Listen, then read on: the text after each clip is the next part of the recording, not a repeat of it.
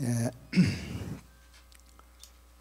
오늘 이렇게 거제거사림 창립 기념법회를 열면서 제가 여기 와서 법당 안에 참석해 계신 여러분들을 보니 대단히 반가운 마음이 듭니다. 어째서 반갑느냐? 거사림 법당에 와주신 게 반갑게 생각되고, 또 이 법당에 여러분들이 와 계시니 전부 용모가 수려해 보이고 품위가 있어 보입니다.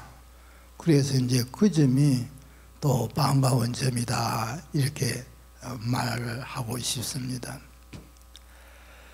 사람이 사는 데는 이 길이 있어요.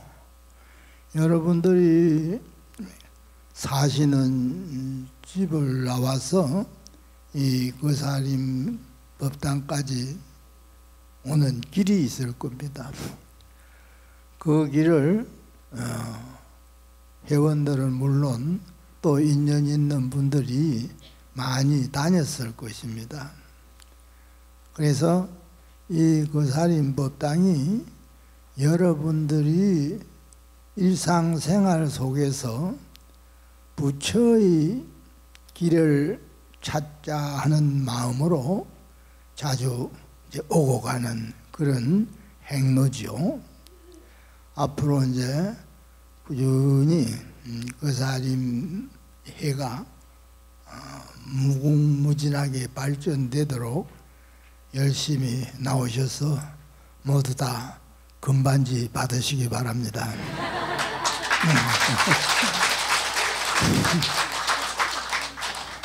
불교는 부처님을 행해서 길을 내는 거예요. 길을 닦는다 말할 수 있죠. 사람이 목적지가 있으면 그 목적지를 행해 가는 길이 있잖아요. 사람 발자국 디디면 땅이 전부 길이 됩니다. 저는 오늘 이제 강 교수님이 차를 운전해가지고 거제도 가자. 사실은 요즘 제가 AV에 잘 안 다닙니다. 이제 뭐 은퇴한 처지라 젊은 사람들에게 양보하고 나는 산중에 가만히 있는 것이 제일 좋은 것이다, 이렇게 생각하고 왔어요. 근데 이제 강 교수가 한 달 전에 거사림 회장님이 와서 뭐 부탁을 할 때 자기가 직접 태워줄 테니까 가자 권해서 이제 그러면 좋다 이래가지고 이제 한번 오게 된 것이에요. 물론 거제도는 내게도 약간의 추억이 있어요. 내 젊었을 때 거제도를 자주 다닌 적이 있습니다. 지금 우리 권정화 법사도 나와 있는데 총맹사에서 대우불청을 중심으로 불교 법회를 자주 열었고, 그에도 무슨 행사가 있으면은 여기 온 적이 있습니다. 한 번은 대우불청 사내에서 무슨 대법회를 하는데 스님이 한 분, 나보다 나이도 많고 선배요, 와 계셔. 보니까 고향 선배요. 초등학교 선배였어요. 그래서 스님이 어떻게 여기 왔느냐. 내가 스님 만나러 일부러 왔다는 거요. 내가 스님 만나러 통도사를 3번을 찾아갔는데 그때마다 스님이 없더라는 거예요. 그 스님이 지금은 입쪽에 돌아가셨습니다마는 통영 미래세 주지를 하던 종욱 스님입니다. 내 초등학교 선배예요. 출가도 나보다 빨랐고 한 5, 6년. 그 스님은 송광사에 가서 스님이 되셨고 나는 이제 송도사에. 그래서 가서 물론 산등성이 하나 옆마을이라고 볼 수 있죠. 그러나 바로 인근 마을이니까 가까이 살았죠. 그래서 내가 출가했다는 말을 듣고 송도사를 나를 만나기 위해서 3번이나 찾아왔었대요. 반가웠어. 근데 뭐 그때 내가 이제 뭐 다른 일로 외출을 하고 없을 때 하필이면 찾아왔나 봐요. 못 만나는. 그러면 이제 무슨 어디 소문을 들었는지 법회에 내가 온다는 말을 듣고 그렇게 찾아가지고 국적인 해우를 한 적이 있습니다. 그래서 그 스님 이제 선배였으니까 오래전에 돌아갔어요. 충무, 지금은 통영이라 부르죠. 불교 활동을 항상 지도하고 그랬었는데 오늘 돌아갔을 때 이제 제가 가서 49제 영가법문을 해드린 그런 적도 있습니다. 그래서 이제 그 제도 하면은 여러 가지 참 일종의 추억이라 할까 이런 것이 남아있는 지역이라 참 포근한 느낌이 들기도 합니다. 다만 우리가 이제 이 불교를 통해서 모임을 결성한 것이고 거사회나 뭐 청년회나 불교 모임, 법회도 뭡니까? 부처님 법을 배우고자 모이는 모임이에요.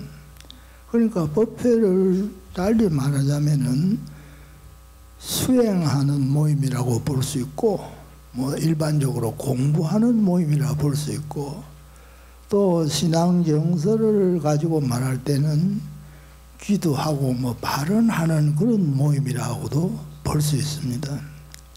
그래서 이제 이 법회에 나오는 것이 여러분 내 재산이 된다는 것을 생각해 보시죠.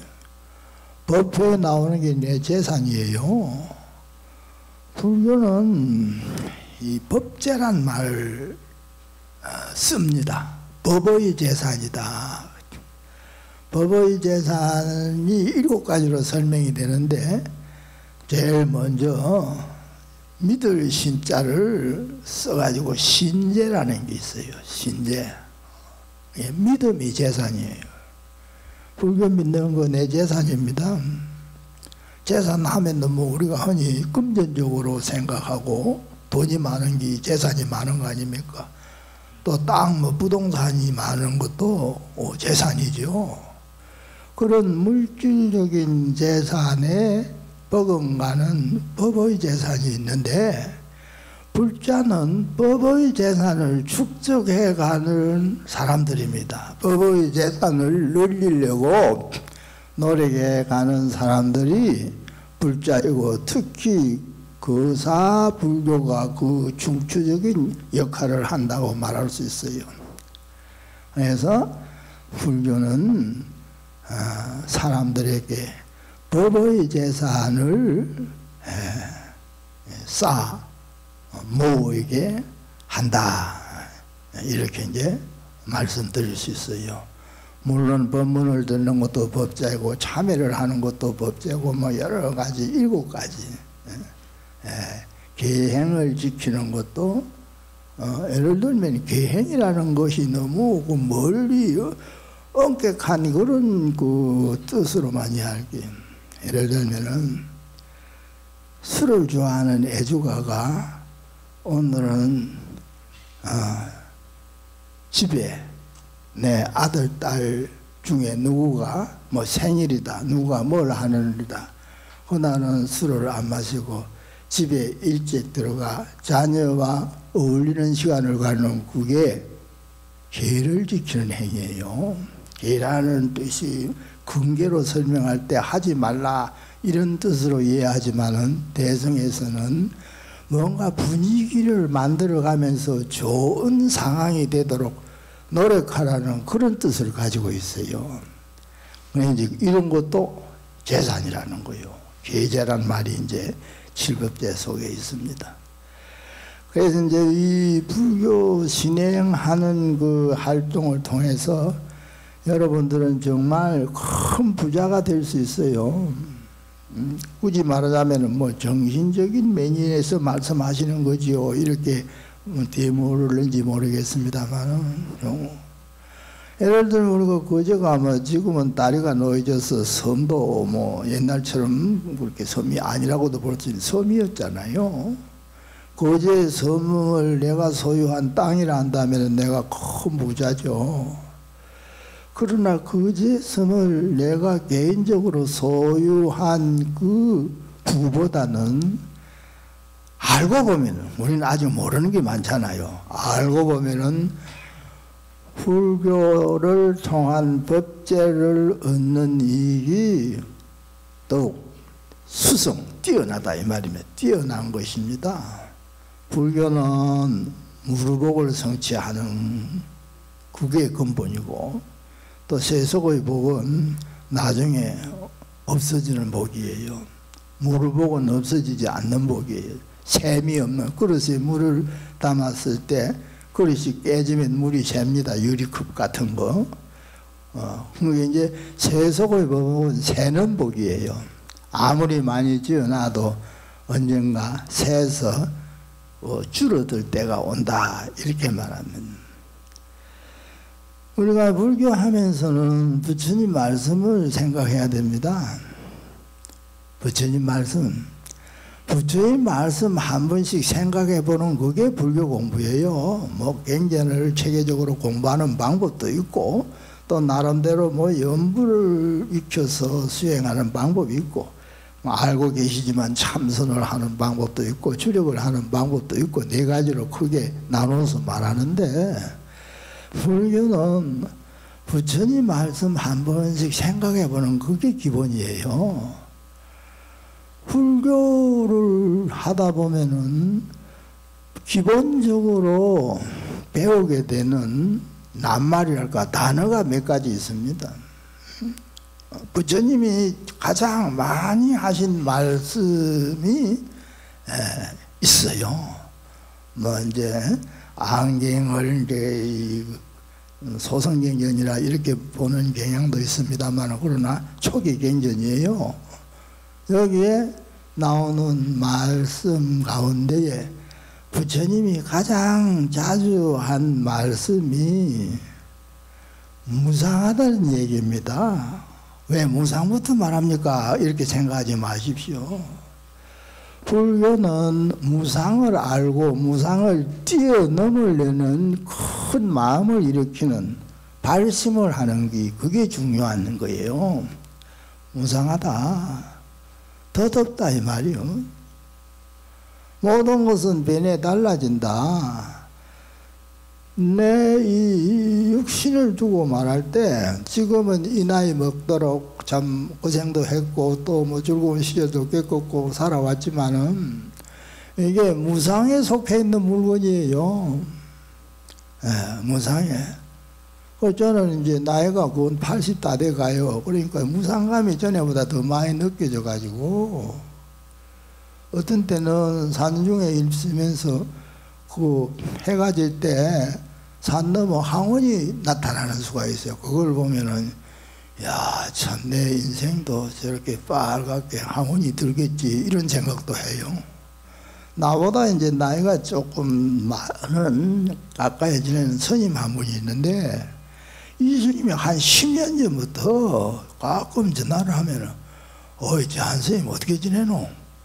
어떻게 지내면 그냥 지냅니다. 야 나는 하루가 지나면은 무상감이 엄습해와서 견딜 수가 없다. 하루가 지나면은 자기 인생이 그 카운트다운 돼 가지고 마이너스 되는 것 같아. 무상한 생각이 든다는 게. 뭐 그리 사서 뭐 스님 하루나 내 하루나 똑같은데 원래 생사가 없는 거 아니요? 뭐 이런 식으로 우리끼리 말이야 농담 비슷하게 말을 주고받은 때가 있어요. 그래서 무상이라는 단어 생각할 줄 알아야 된다 이 말이요. 무상하다. 무상한 거 알면 남미할 거 없어요. 싫어할 거 없어요. 이해하게 돼요. 무상이라는 느낌이 인간의 마음을 선한 쪽으로 가게 합니다. 무상한 건데 뭐 그 욕심 그렇게 부릴 게 있느냐? 무상한 건데 그 하나할 게 그렇게 있느냐? 탐진치 삼독을 녹여주는 그 말씀이 무상이라 할 수 있죠. 그래서 부처님이 소성경전이건 대성경전이건 가장 많이 한 말씀이 단어가 무상이라는 단어입니다. 무상 알아야 돼요.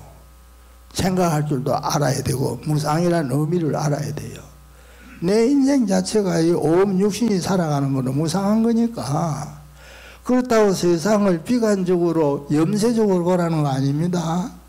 무상을 깨달아야 발심이 되고 선한 의지가 자랄 수 있다고 이렇게 말해요. 무상. 그 다음에 불교는 뭡니까? 인생을 어떻게 해석한다 했죠? 괴로움, 고통이라고 봐요. 고통. 존재 자체가 고통이에요. 모든 것은 괴로움을 전제로 하가 있어요.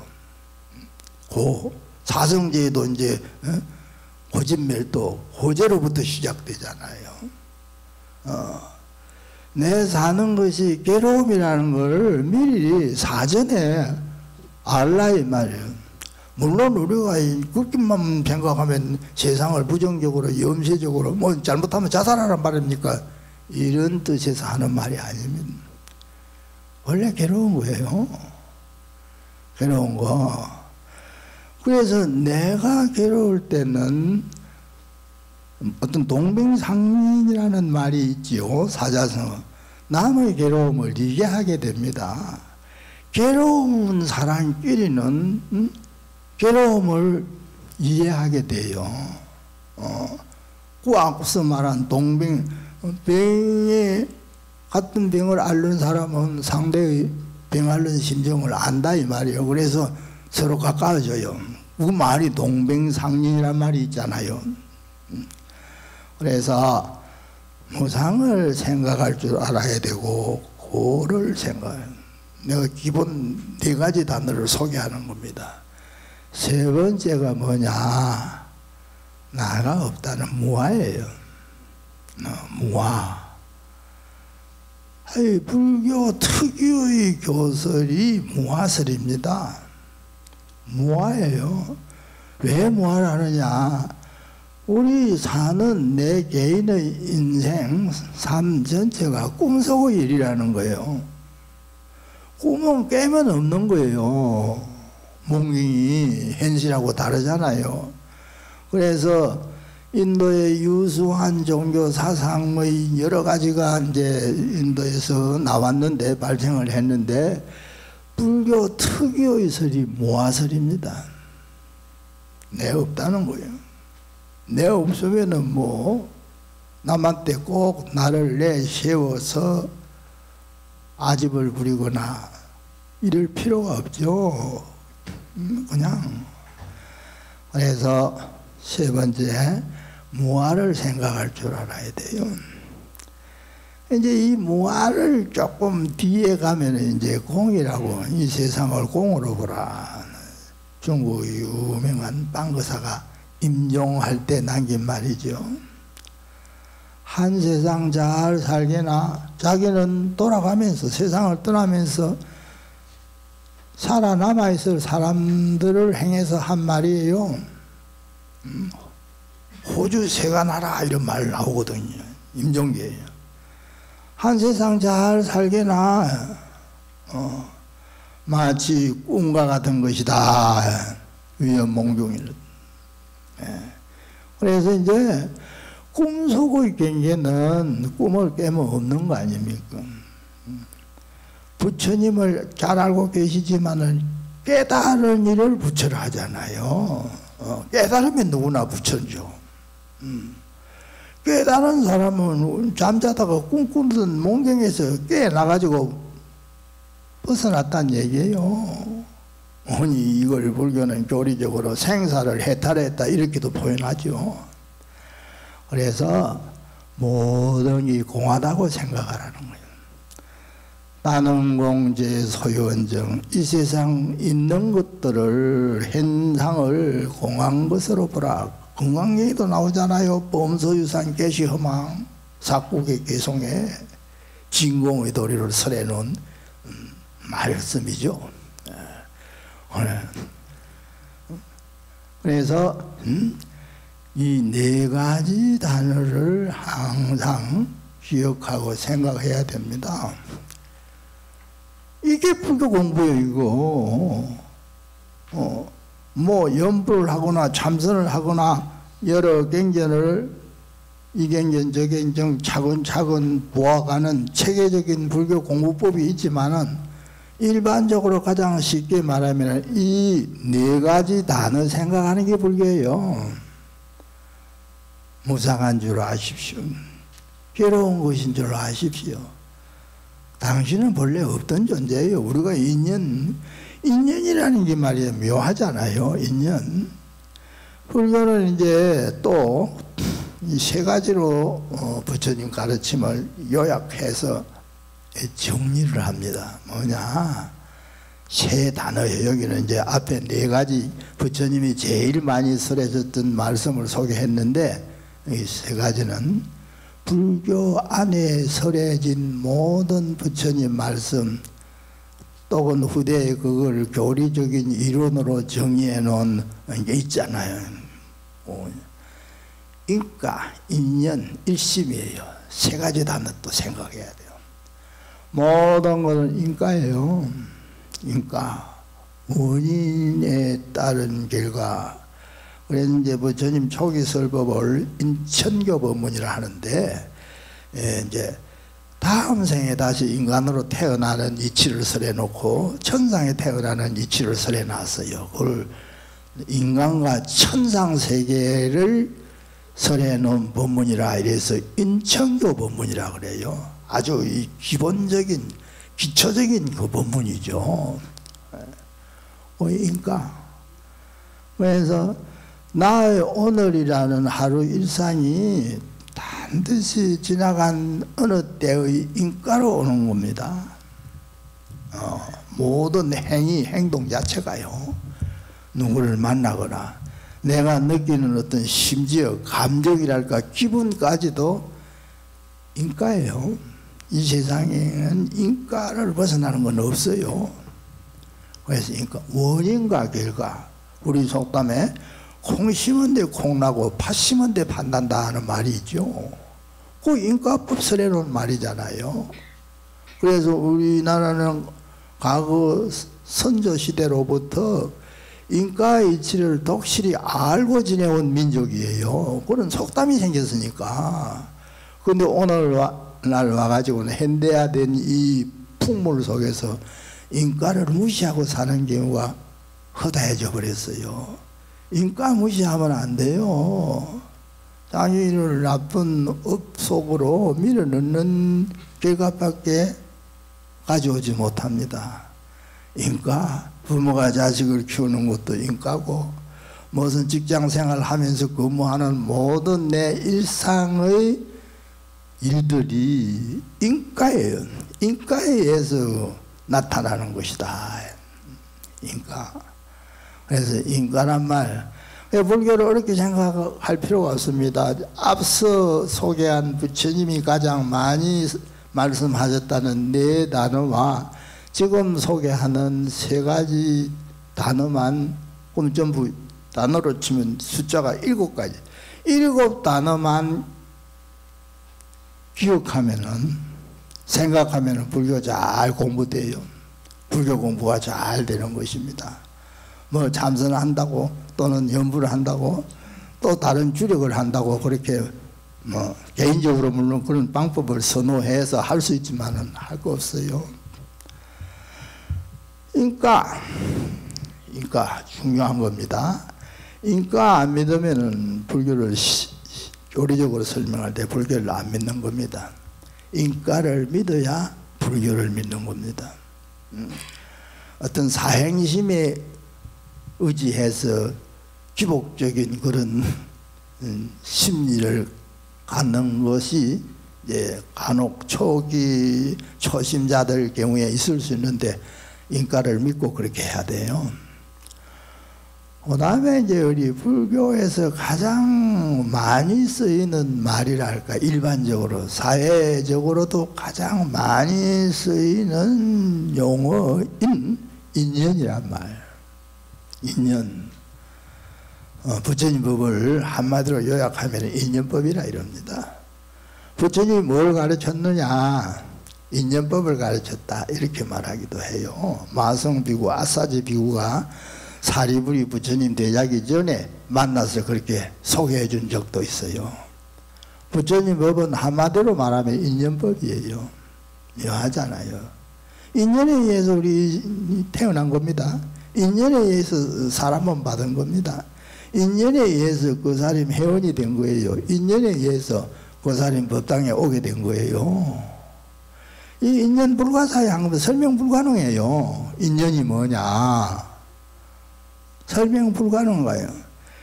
깨달은 것을 인연의 도리를 깨달았다 이렇게 표현도 합니다. 뭘 깨달았느냐? 뭐 여러 가지. 참 이 불교는 중국 불교는 선 불교에서 나오는 수많은 얘기들이 있는데 문헌선사의 그 어떤 사람이 부처가 무엇입니까? 물어봤거든. 다 알고 계시는 분도 계시겠지만 부처가 무엇입니까? 그게 이제 공안으로 이제 많이 해자되기도 한 말인데 말은 똥막대기다. 간식을이란 말이 있어요. 옛날에는 종이가 보편화되지 않았잖아요. 우리 어릴 때도 화장실 옛날에는 시골에는 통시 뭐 뺀소 이렇게 불렀어요. 요새는 화장실이 하지만은 뒷닦는 걸 전부 배 타자고 하는 지프를 사용했습니다. 종이가 없었기 때문에. 그 전에는 막대기로 가지고 뒤를 닦았어요. 그 뒷닦는 막대기가 간식을이에요. 뒷닦는 막대기다 짤막해요. 길지도 않죠. 부처가 뭐냐 하니까 말은 똥막대기 간식을이다. 이거는 선 특유의 어떤 뭐 법문이라 할까 그량하는 방법인데 생각을 딱 막아버리도록 하는 어떤 수단이라 할 수 있어요. 아니 사람은 불교를 이제 선불교 수행할 때는 생각이 딱 막혀야 됩니다. 생각이 안 막히면 선이 안 돼요. 생각이 막혀 우리가 예를 들어 말하면은 뭐 내가 쓰던 물건을 어디 놔놓고 어디 놨는지 잊어먹을 때가 있잖아요. 어디 놨더라 답답하죠. 생각이 안 나. 그때는 생각이 막힌 거예요. 그 물건을 찾으려는 그런 일려고 할 때 말이 찾으려는 그 시간에. 그래서 이제 이런 참 선 세계에서 하는 말이 있습니다만은 그러나 인연이다 그것도 인연이라. 자, 우리 생각해 보세요. 인연에 의해서 태어났다. 또 태어나고 보면 또 인연이에요. 인연에서 인연으로 이어지는 거예요. 모든 거는 인연에서 인연으로 이 인연이 과거의 인연이 있고 현재의 인연이 있고 미래의 인연이 있고 3세로 설명이 돼요. 내가 태어나고 보면 딱 결정된 세 가지가 있죠. 뭐요? 어느 집에 태어났느냐? 성시로 말하면 김씨 집안에 태어났느냐? 이씨 집안에 태어났느냐? 부모가 이제 있어서 내가 태어났잖아요. 부모의 성씨, 아버지 성씨를 우리는 따르잖아요. 그러면은 내가 태어나고 보니 내 부모는 누구였다? 그게 인연이에요. 사람과 인연이랄까. 사람인 자를 써서 연자를 붙여가지고 말을 할 수 있죠. 언제 태어났느냐?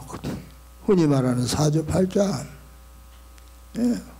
얼마 전에 내가 아는 신도님 손녀를 봤는데 며느리가 그 분만 예정일이 지났는데 아기를 못 낳아가지고 뭐 유도 분만을 한다도 안 돼가 제왕절개가 나왔대. 그러면서 시를 몇 시에 그 의사에게 제왕절개를 하면 좋겠습니까? 뭐 매시 그냥 의사하는데 내가 정해주는 거 아무 의미 없다고 말했네. 자연적으로 그냥 뿐만이 되면 그게 이제 사주인데, 뭐 인위적으로 뭐 보통 이제 12지로 말하면은 그 2시간 12시간으로 보니까 2시간이 지으면 시가 바뀌어요. 그래서 이제 이 사주는 일시까지 합해가지고 사주가 되는 거거든. 올해가 갑진년이 뭐 이제 해, 달에도 일진이 있습니다. 날에도 있고 시에도 일진이 있어요. 그래서 이제 그걸 이제 앞에 식간이라 하는 첫 글자는 사주라고 뒷글자를 붙이면은 8글자잖아요. 갑진년이 2글자니까. 그래서 사주팔자라는 거예요. 그래서 태어나다 보면 사주팔자가 뭐 택해 나온 거 아니잖아요. 정해져 버린다 이 말이에요. 그러니까 무슨 근데 이제 요즘은 같은 날 같은 시에 태어나는 사람이 수없이 많습니다. 나도 태어날 때 같은 마을에서 1시간 차이로 태어난 친구가 있어요. 1시간 차이예요. 우리 집은 이제 아들 낳았다고, 옛날은 아들 낳으면은 대밭에 가서 대를 대와가지고 그 대문, 사립문이라고도 하는데 거기에 새끼줄을 걸쳐가지고 고추를 끼웁니다. 우리 아버지는 직접 했는 분이에요.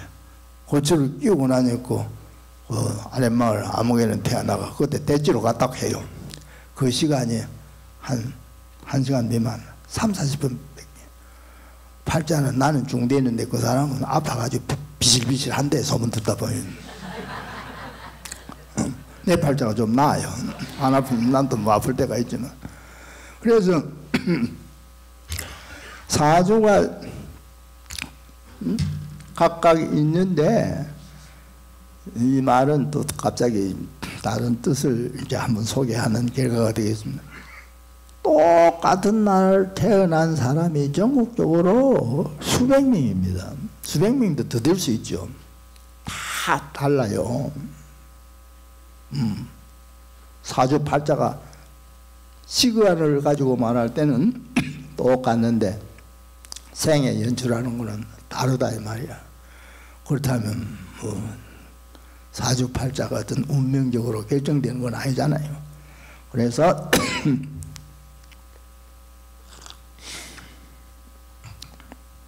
사주 얘기도 옛날은 뭐 좀 그 팔자를 믿고 뭐 운세를 이렇게 풀이하는 그런 경우가 많았는데 요즘은 그렇지 않다 이 말씀이.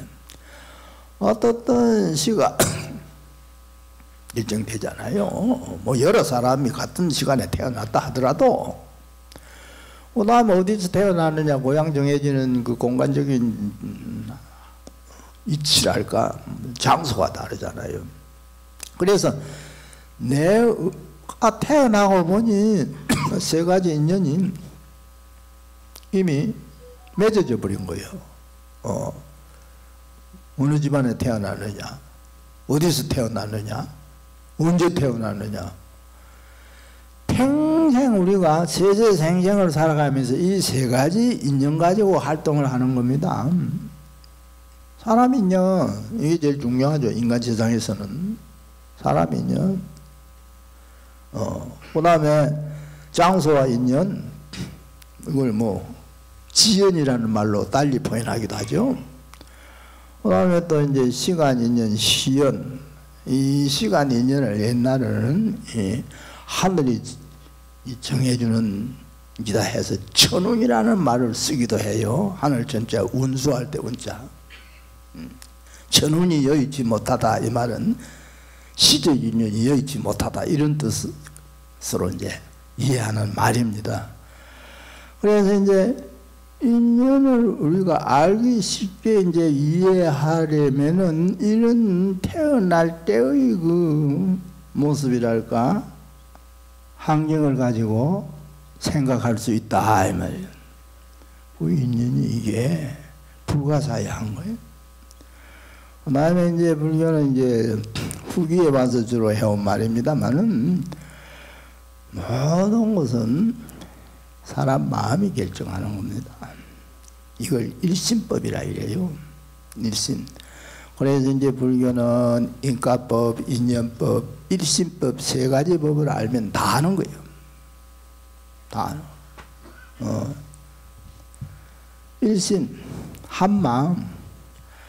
마음에 의해서 모든 것은 결정되고 마음에 의해서 이 세상 모든 것이 이루어지는 거예요.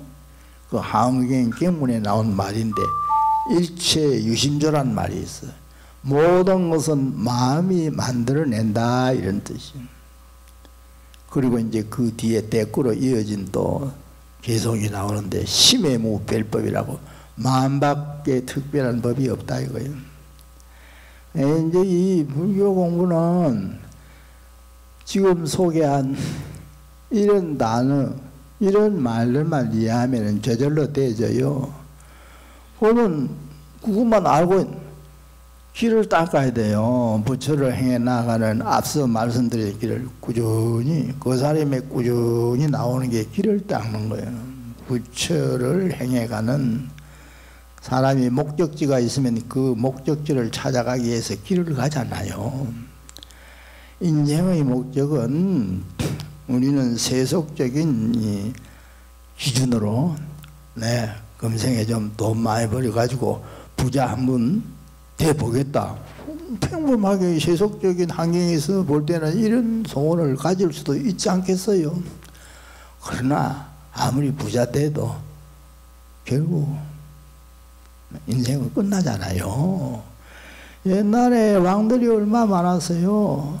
조선조까지 내가 왕 삼국시대부터 이 고려시대 조선조 280 몇 명 되던가 내가 한번 조사를 해본 적이 있어요. 끝을 모르겠는데 수백 명의 거의 임금이 있었다면 우리 역사 속에 볼 때 죽고 나면은 한마는 인생이고 허망한 인생입니다. 죽고 나면은 한마는 인생 허망한 인생이요. 그래서 이제 불교는 이런 참 인생의 허망성을 미리 알라는 거예요. 일깨워준 거예요, 부처님이. 그래서 앞서 소개한 무상이니 공이니 무아니 공이니 이런 말씀을 하신 거예요. 이 기본 단어입니다. 네 가지는 무상, 고, 무아, 공 하는 거는. 그 다음 뒤에 소개하는 거는 불법 전체 대의를 요약해서 말하는 인연, 인과, 인연, 일심. 이제 요즘은 주로 마음이 어떻느냐, 그게 이제 그 사람의 인격이랄까 인품을 결정하게 되는 거죠. 마음. 오늘 이 시대는 이제 지식이 많아져서 사람마다 아는 게 많죠. 그러나 지식으로는 깨달음에 빨리 들어가는 게 아닙니다. 아는 것이 적어도 수행을 바로 하면 깨달음 세계에 빨리 들어가는 겁니다. 깨달음의 세계는 지식으로 들어가는 게 아니에요. 교주 종심선사라고 중국의 유명한 당나라대 스님이죠. 이 스님이 남전보원 스님의 제자예요. 남전보원 스님. 스님이 한번 스승에게 수행을 어떻게 해야 됩니까? 뭘 배야 야만이 수행을 잘 할 수 있습니까? 바로 할 수 있습니까? 이렇게 질문을 했어요. 우리 누구나 할 수 있는 일, 불교 어떻게 공부하면 좋습니까? 이런 말 할 수 있죠. 불교 어떻게 공부하면 돼요? 방법은 없어요. 굳이 말하자면은 자기를, 내가 나를 생각하면 돼요. 내가 나를 생각한다는 말은 이건 일반적으로 내 자신의 취미나 신상에 여러 가지 그 남과 다른 차이 이런 걸 말하는 게 내가 누구냐 묻는 거예요. 이거는 누구에게나 인생의 화두예요. 내가 누구냐, 이건 인생의 화두입니다. 누구에게나 이거는 스스로에게 물어야 될 질문이에요. 그래 이제 조주 스님의 질문을 받은 남전 보원선사가 도라는 거는 알고 모르는 문제하고는 상관없다. 그걸 한문으로 도 불속지부지라 해요. 도는 아는데 지식에 속하지도 아니하고, 또 모르는 거 무식에 속하지도 않는 거예요. 지식과 무식 아무 상관이 없다 이 말이에요. 마음 하나예요.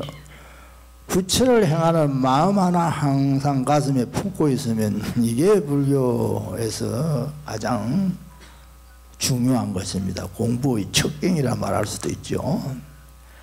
그래서 불교가 세 가지 법으로 이렇게 이제 초기 단계를 할까, 중간 단계, 또 나중 뒤의 단계로 이제 나누어 설명할 때 인가법, 인연법, 일심법이다.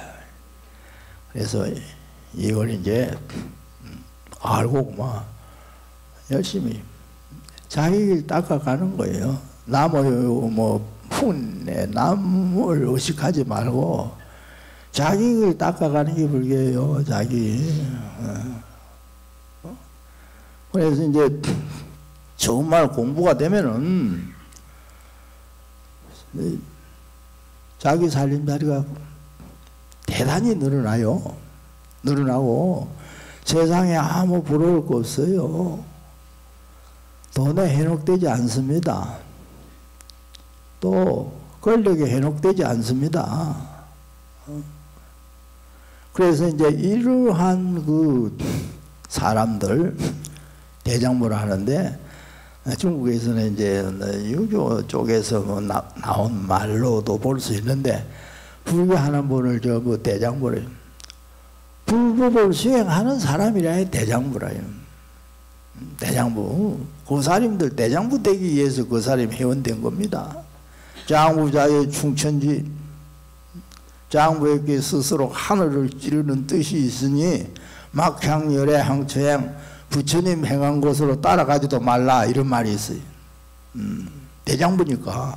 대장부의 기백은 지길은 지가 개척해가는, 닦아가는 거예요. 그래서 이 거사림이 여러분들의 일상생활을 참 편안하게 도와주는 여러 가지 그 신앙 정서에 의한 그런 공덕이랄까 이런 것도 있겠지만은, 궁극적으로는 부처의 세계를 행해 꾸준히 나아가는 그런 어떤 정신적인 힘, 의지를 내가 갖고 살게 해주는 것이다. 그래서 인연 중에 불련이 제일 좋은 인연이라고 그래요. 이제 아전인숙격으로 하는 말 같이 사람이 서로 만나는 것도 인연이라 하잖아요. 길을 가다가 모르는 사람끼리 옷깃을 한번 보고 스치고 가는 그 인연을 500생의 인연이라 이럽니다. 이게 불교의 기본, 500생의 기본 단위예요. 모르는 사람끼리 길을 오가다 한번 서로 얼굴 바라봤다 할까, 뭐면 옷깃 스쳤다는 말이 그런 뜻인데, 500생의 인연이라는 거예요. 그런데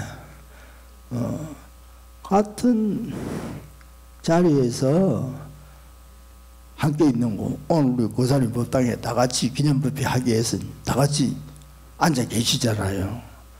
같은 자리에 앉아 있는 이 인연, 천생 인연이라는 거예요. 천생. 이건 정설은 아닌데 이런 설화적인 얘기가 있어요.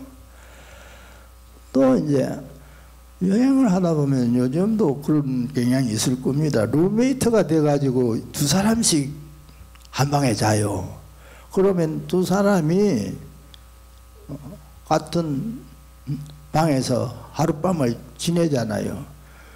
그 인연을 이천생의 인연이라 그래요. 이천생. 자꾸 수치가 올라갑니다. 그러다가 이제 결혼하는 인연, 부부가 되는 인연을 예로부터 이제 전해 내려온 말이에요. 이건 경전에는 이 말 못 봤어요. 못 봤는데 오천생의 인연이라 해요. 오천생. 그런데 결혼을 하면 자녀를 낳잖아요. 자녀. 부모와 자녀 인연을 육천생의 인연이라 그래요. 천생이 많아. 그런데 묘한 거는 요즘은 뭐 하나밖에 안 나니까 행제도 없는 경우가 많이 있는데 여기는 행제로 행가 아우가 되는 인연, 한부모 밑에서 행제가 되는 인연, 뭐 여성 경우에는 자매라겠죠. 이 인연을 하나 놓게 봐. 수천생인가? 이래.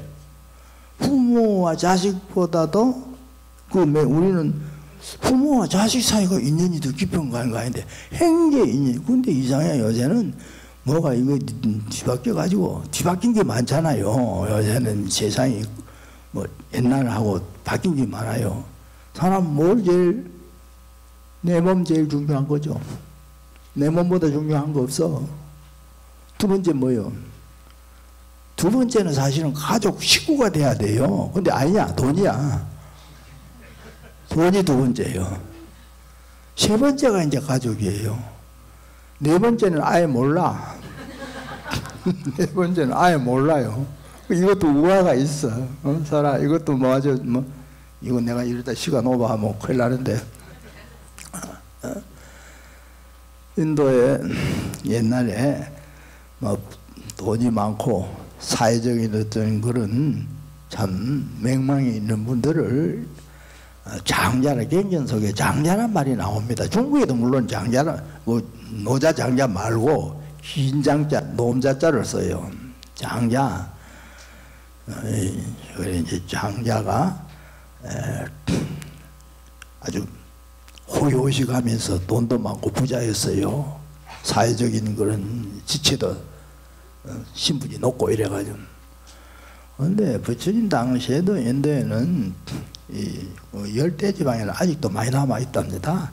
일부 다처제가 있어요. 왜냐하면 인구의 비율, 여성이 많고 남자가 적으면은 그 지역 부인을 여러 명 두어야 된다는 거예요.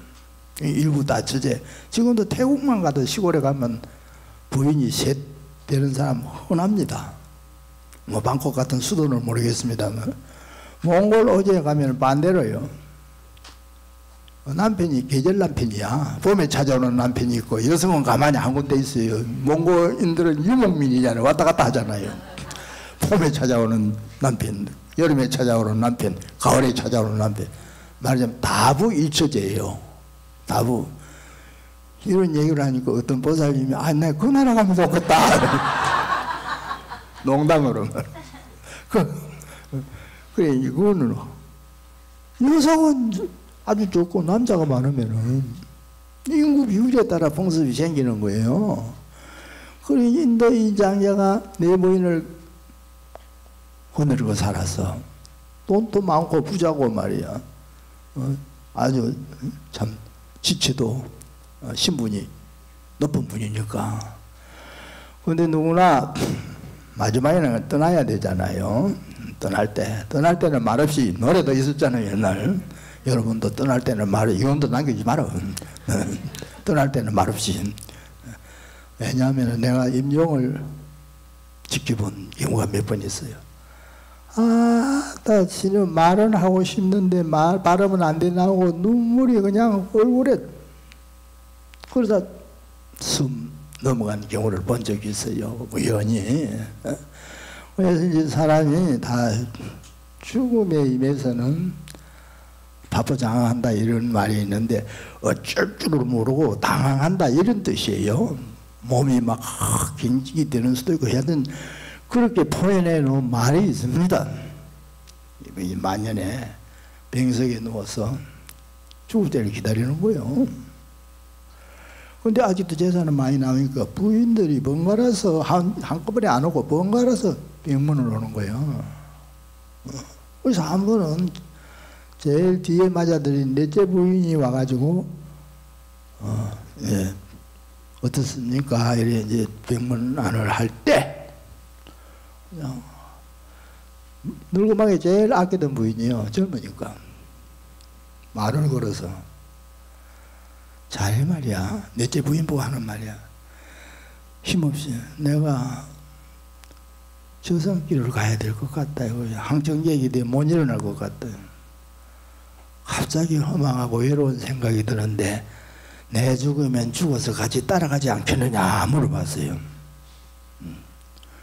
이제 빈말이라도 막 가겠다 해줬으면 됐긴데 솔직하게 말해서 저는 아주 젊었는데 아주 생애가 많이 남았는데 어찌 이 나이에 따라갈 수 있겠습니까? 죽어서는 못 갑니다. 이래서 못 간다니까 좀 서운하지. 다음날 셋째 부인이 또 와서 셋째 부인에게 똑같이 물어봐서 내가 저승을 가야 되겠는데 자네가 혹내랑 같이 저승 가면 안 되겠나니까 이 셋째 부인이 넷째 부인한테 평소에 질투를 많이 하고 있어서 자기보다 더 사랑을 많이 받고 있으니까 왜 날 데리고 가려는 거요? 넷째를 데리고 가야지. 딱 이래버리는 거요. 질투. 왜 날 데리고 가려느냐? 나보다 더 좋아하는 넷째를 데리고 가야지. 네. 안 가겠다는 얘기거든. 다음날 둘째 부인이 왔어. 마저 다 물어볼 심산이야. 그래 이 사람아 자네 날 따라 저승 가면 안 되겠는가 했더니 잠깐 있다가 그까지는 못 가고 공동모지까지 따라가겠어. 조금 나 그까지는 저승 끝까지는 못 가고 공동모지까지는 따라가겠다는 거예요. 결론은 못 가겠다 이 말이거든. 근데 본부인이 하나 남아있잖아요.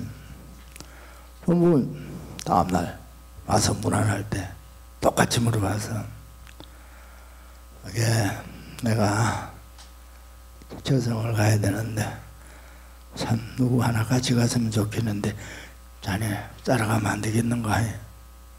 본부인이 하는 말이 달라. 날 보고 가자요? 가자고요? 그래 그렇네. 줘서 따라가겠어. 그런데 말이야 내가 지금까지 당신한테 너무 부대접 받고 말하자면 애면다 해가지고 눈치를 많이 받고 이래 살아서 뭔가 마음이 힘이 없어. 걸어갈 힘이 없으니 내가 따라갈 테니 날 좀 얻고 갑시다 이러는 거야. 따라가기는 따라갈 테니 날 좀 얻고 가자는 거야. 우화설하죠. 네 번째 부인, 제일 예쁜 부인, 지 몸에 비유해 놓은 겁니다. 지 몸, 육신. 그 다음에 세 번째 부인은 재산입니다. 재산. 그 다음에 이제 두 번째 부인은 가족이요. 가족이 장례는 치러주잖아. 공동모지까지 다 와서 뭐 허드름도 울어주고 말이야.